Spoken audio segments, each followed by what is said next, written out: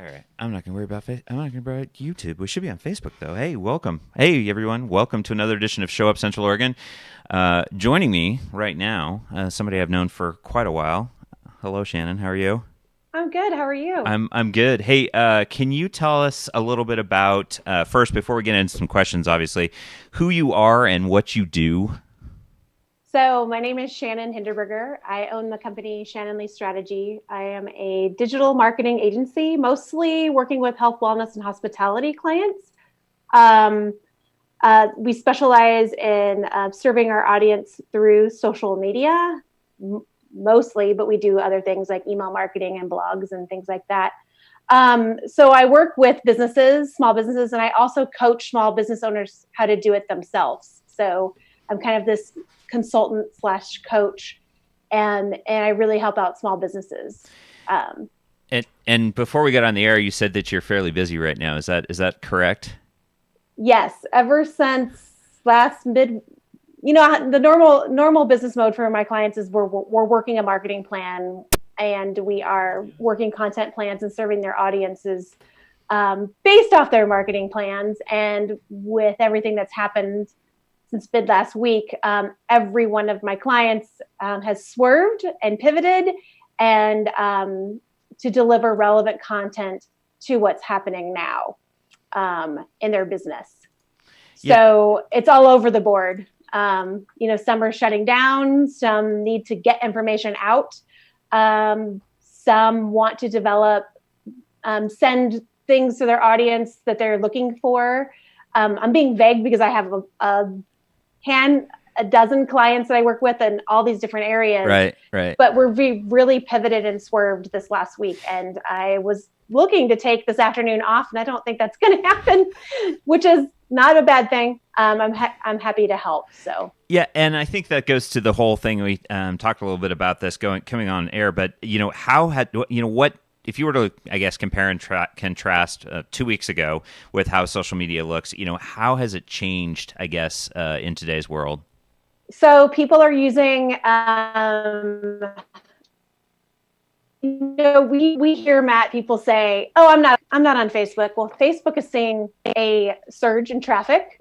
My clients are seeing with engagement and reach, they are seeing almost a 30% uptick in their social media right now because everybody's at home and they're looking at it. I've seen Instagram dip a little bit with my clients. I've also seen an uptick in TikTok.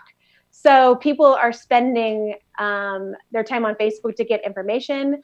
They're spending their time on Instagram and Instagram stories to get some lighthearted news or see friends or socialize, and then they're using TikTok for laughs. So that's what I'm seeing. I have not hardly been on LinkedIn though. I will say that maybe I should go hang out I over there. actually, what's funny is I've noticed there's been a higher engagement on LinkedIn also. Actually, Yeah, I've been like heads down working, and normally I go on after to look at LinkedIn. I literally today went for the first time in a week. I am also seeing an uptick in Twitter as well. Twitter interesting. usage. Yeah. Yeah. Yeah. So I think that's a good point in the fact that if you have already established, platforms, now is the time to not try something else, but continue because Yeah. obviously everything is basically going up right now. Yes, everything is going up like about 30% across everybody that I work with in those industries. They just are pumping out information. They're keeping people aware of what's happening. If somebody I always say serve your audience. And so I've said to all my clients, how can we serve your audience right now through social media? If it's like saying what we're doing to help, if it's saying our hours are moved or we're closed or we're going to delivery options. If we are, I work with a digital media company out of LA. They work with mostly organic. They're the organic lifestyle. So it's like, how do you build your immune system right now? So they're pulling out old articles, repurposing them, and sharing that information. So everybody is just they've stopped what we're doing and let's reevaluate kind of time. Yeah. And the reevaluation, are you seeing some trends that are working through this reevaluation right now better than any others for small business, Shannon? So Facebook groups. If you have a Facebook group for your business, people are going in your Facebook group and interacting.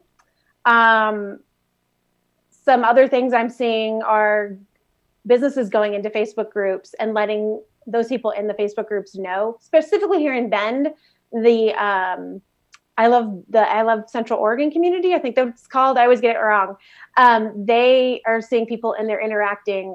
There's a Bend Foodies group. They're in there telling each other what restaurants are open, who to support. Even the restaurants are in that group. So what we call dark social, meaning something you have to be invited to, is also seeing an uptick because those are smaller micro communities based around a niche. And so those right now are kind of having a moment as well. And then people like the Pandemic Partners, like somebody created a specific group or specific accounts, like I think it's the Shout Out Small Businesses on Instagram that are highlighting businesses that need help right now. Right. And I think it's okay to also go on and ask for help. I think that's the other thing. So if you're a business and you need help with something, go on and ask. This is the time to do it. Everybody's in a help mode right now where they can help. Right. So that's kind of what I'm seeing. Okay, cool. Small businesses do.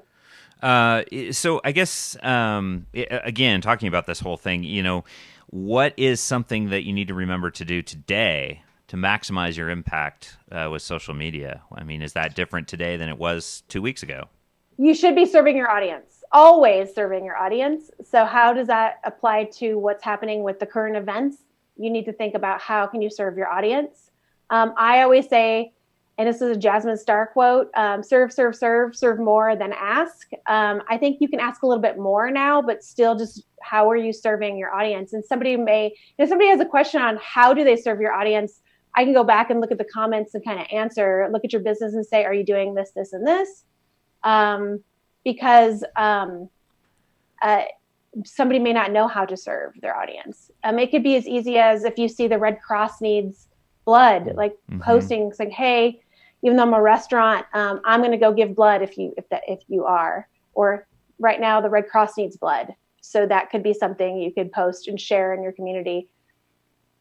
So just kind of staying topical on the trends. If you're closed for business, maybe find some ways to help other businesses right now. I know some restaurants closed down and they're kind of showing what they're doing behind the scenes. The name escapes me of who it was, but somebody put up that they were building a greenhouse and getting ready for spring. Oh yeah. A restaurant in town. I can't remember who it was, but they were showing like, this is what we're doing with our downtime to better our restaurant. Right. That could be another thing you could be showing is what you're doing during this time. If you are closed down, show a little bit of what you're doing in pictures and video, just staying on top of mind of other people as well. That's a really good tip is just if you can't do anything, show what you're doing to make an impact. And a lot of, I think what I'm hearing you say too is just being a good human more than anything else. Yeah, be human. Be human always. Don't be a robot. Which I think that's something that I think a lot of businesses make a mistake. They on social media, it does like it. I mean, I guess could you speak to that as far as? Yeah, I could totally speak to that. I teach a lot of entrepreneurs and small business owners how to become well known in their niche on social media. And one of the things I always say is don't post and ghost. Meaning, don't schedule out all your content on a Friday, your social media content on a Friday, and let it run and do nothing. Go in the app every day and respond to comments. Go into certain hashtags. I'm going to speak to Instagram specifically, but go into certain hashtags on Instagram. The InBend or the Bend Oregon hashtag is a great one to go and interact with those folks to get the word out about your business. And like and comment people that you're following. In the same kind of goes for Facebook groups, that same mentality of go into Facebook groups and you can actually join Facebook groups as your business, or you can join as yourself, and you can go in and like and comment and suggest things. And when somebody goes to suggest, hey, I need a social media strategist, that's the time when I go say, hey, I'm a social media strategist. I can help you with your business if you're in health, wellness, and kind of hospitality. Yeah. So engage, don't post and ghost, like never do that. just be engaging out there, because that's the best way to not get eyeballs on your content. I've never heard that term, and I love that term. I don't know where I got it from. Post and ghost. That's post awesome. and ghost. I hate post and ghosting, because somebody will say, "Oh, the algorithm hates me," and I'm like, "Are you going in and engaging?" And the answer 90% of the time is no. I'm not going on Instagram and engaging. Well, yeah, that's why. The algorithm isn't favoring your content or showing you on the explore page, things like that. Yeah, no, that totally makes sense. So I'm asking this of everyone, and this is incredibly important because you're a mother of 2 kids. What are you doing for your mental health right now? So I am like putting my heads down and working, and then not looking at social media, which sounds bad for a social media strategist, until I am usually about noon. I'll go check the headlines. I'm also relying on certain places for my news. So for local news, I'm going to our TV stations. For statewide news, the Oregonian and OPB. And then for national news, I've been going to NPR. So I've been like only going to trusted news sources, because I'm one of those people that emotionally takes things in. And if I see something about, the virus, I might click on it. And so I've just told myself mental health, I can only use those as my news sources. I'm also getting out and walking twice a day. I hope that option is not taken away from us. Mm-hmm. But I have a feeling that we may be going down the road of what California has done. So getting outside with fresh air, if that's not an option, some sort of exercise in your house is something I've been doing. And then just shutting down the electronics with my kids at night and doing things analog, like games and journaling and cooking together and cleaning the house together, which used to not be fun, but all of a sudden is fun to my kids. Okay, let's put a timer on and clean for 10 minutes. So those are kind of some of the things I'm doing. I have to say my social media uptake is up, mainly because I am just monitoring what's happening for my clients. But I'm really trying to shut it down for a little bit during the day, so I can breathe and not take things emotionally that I would. It's easy to go look at the other articles that are not from those trusted news sources and go down a rabbit hole and think what if and things like that. Yeah, very much so. And I think it is important to be looking at or not looking at social media. I mean, I totally agree with you. I totally agree. I think that you do need to put some space in there away from social media. For extroverts, it's a great place to go and interact with people. But I have seen some conversations that have gone sideways because they didn't like, something that the governor did, or they didn't like something that's happening in New York. Or I've seen conversations that's like, we can't have that right now. Right. We can't have that right now. Yeah. No, I totally agree with you. And that's sort of kind of why I decided to do this, because I wanted to do things a little differently. Hey, so as a mom, let me ask you a quick question. What have you found? Because I've had a few, just not quite a lot of parents. We haven't really talked about this, but I know you're very passionate about your kids. And what have you found that's been working well for them to keep them entertained? I'll use air quotes, entertained, or engaged today. So on Sunday, we sat down and we developed a schedule. And I said I would like to follow a schedule. I realized that following a schedule, you may not want to do things at a certain time during the day, but let's try to follow a schedule. And my almost 12-year-old's done a really good job of following the schedule. So we put in education time, and I've given them links to things on their iPads they can do, time away from their iPads, the creative time, making lunch, chore time, getting outside time. So we built in blocks there, because my husband and I both work from home. We've always worked from home. This is nothing new for us. The last few years we've done that. We have to get work done, and so they have done a pretty good job. I'm surprised one of them has not walked in during this conversation. They've walked in on every other conference call I've had, and I basically told them the door is shut, do not walk in. But they've been doing a pretty good job of keeping to the schedule, not complaining about chores or making their own lunch, but just keeping them on a schedule, but also kind of making the day fun.